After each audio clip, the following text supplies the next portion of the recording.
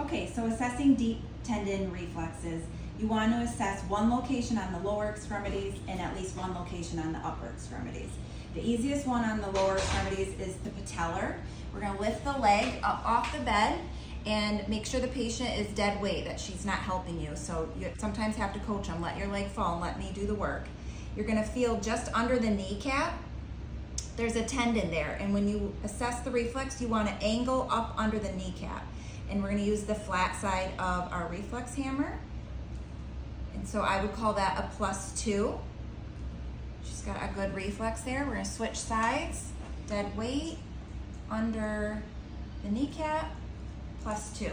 If you don't have a reflex hammer, you can use your stethoscope. It's not as effective, and it hurts the patient a little bit. But you see I could still get the reflex.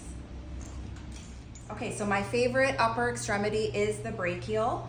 We're going to put our thumb in the elbow, the brachial, and try to feel that tendon there. So my thumb is right on her tendon, and you want her arm to rest on your arm. You can put it on a pillow too, but I like to do it this way. You want the hand to be relaxed.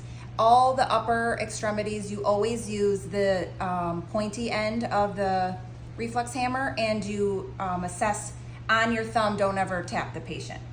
So I'm going to tap my thumb, but you'll see the reflex down in her hand and sometimes a little reflex in the elbow. So 1, 2, 3.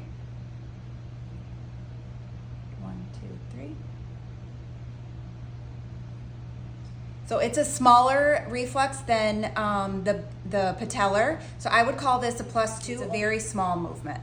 So with most patients, you can easily get a patellar reflex, but the upper extremities can be difficult to obtain the reflexes. So my patient here, she does a good reflex of the brachial on this side, but on this side I cannot elicit a reflex from the brachial. I've tried and she's just not doing it, and that is pretty common with patients.